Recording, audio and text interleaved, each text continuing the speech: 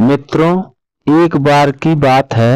एक गांव में राघव नाम का एक व्यक्ति रहता था। राघव बहुत परेशान था। उसका काम ठीक से नहीं चल रहा था। घर की हालत बिगड़ रही थी और वह हर समय चिंता में डूबा रहता था। उसे ऐसा लगने लगा था कि जिंदगी में कुछ भी अच्छा नहीं हो सकता। एक दिन वह अपने गुरुजी के पास गया और अपनी सारी समस्याएं बताई। गुरुजी ने उसे मुस्कुराते हुए कहा, कल सुबह जल्दी मेरे पास आना। अगले दिन राघव गुरुजी के पास पहुंचा। गुरुजी ने उसे एक गिलास दिया और कहा, इसमें पानी भर लो, लेकिन ध्यान रखना पानी छलकना नहीं चाहिए। राघव ने गिलास लिया और बहुत सावधानी से पानी भर दिया। फिर गुरुजी बोले, अब इसे गांव के चारों ओर लेकर चलो और ध्यान रखना कि पानी छलके नहीं। राघव गिलास को लेकर धीरे धीरे गांव के चारों ओर चलने लगा। उसका पूरा ध्यान गिलास पर था ताकि पानी न छलके।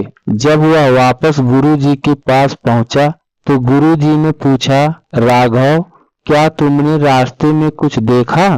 राघव ने कहा, नहीं गुरुजी, मेरा पूरा ध्यान गिलास पर था। गुरुजी मुस्कुराए और बोले, जैसे तुमने इस गिलास पर ध्यान दिया, वैसे ही अगर तुम अपने जीवन के हर क्षण पर ध्यान दोगे तो समस्याओं को देखने का समय ही नहीं मिलेगा।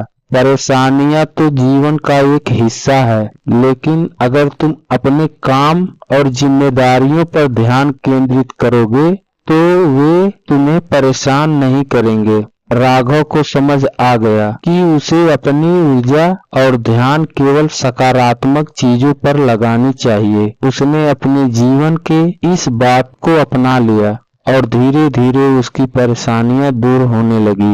यह कहानी हमें सिखाती है कि समस्याओं पर ध्यान देने की बजाय हमें अपने काम और वर्तमान पर ध्यान केंद्रित करना चाहिए। मित्रों, फिर इसी तरह मिलेंगे एक नई वीडियो के साथ। धन्यवाद।